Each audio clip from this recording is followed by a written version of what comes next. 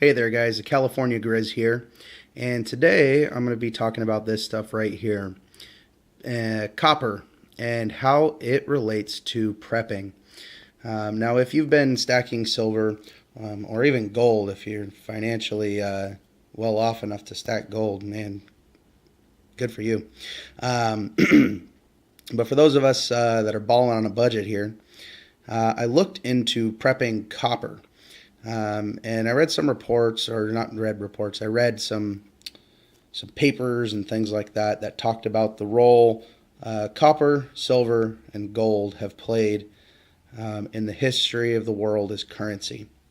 And it talked about a denarius and how a denarius was a piece of copper that represented a day's wages, and how silver represented roughly a week's wages, and a gold piece represented a month's wages. And I thought, wow, that's a really cool standard to kind of guide yourself by when you're prepping your precious metals, which, if you're new to prepping, this is the last thing you do.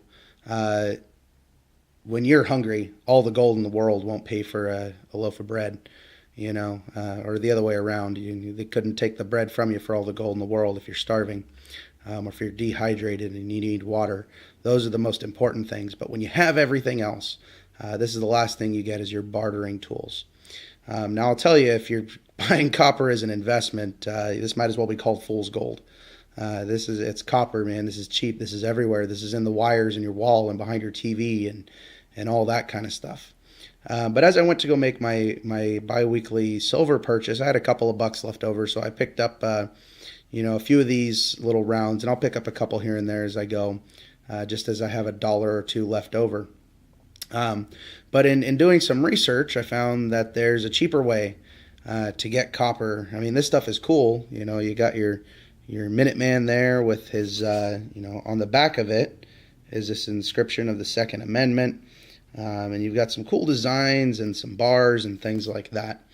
But this is a novelty. This is really not a prep. If you want to prep a metal, I mean, copper is a really useful metal. Shoot, you can melt that down and make a bullet out of it if you know how. It's really not that difficult. But this is a novelty. This is not a prep. If you really want to prep, and if you're prepping on the cheap, right, you can't afford to get, some silver bullion or some gold or something like that to use as a bartering item, and you want to get your hands on some metals, these guys. This is the cheapest, easiest bartering prep you could do. And if you're beginning, if you're just starting out, and you're still getting your water and your food and all that kind of stuff together, you can do this. This doesn't cost anything. I mean, if your budget doesn't allow you to take a penny out here and there, man, you're in trouble. But this is a stack of 11 pennies. This equals this.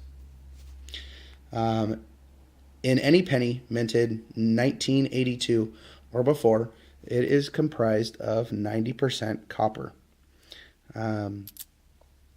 So these 11 pennies weigh quite a bit more than this does, but for its copper content is actually a little bit more than what this weighs. So for 11 cents, you can buy what normally costs anywhere between $1 and $2.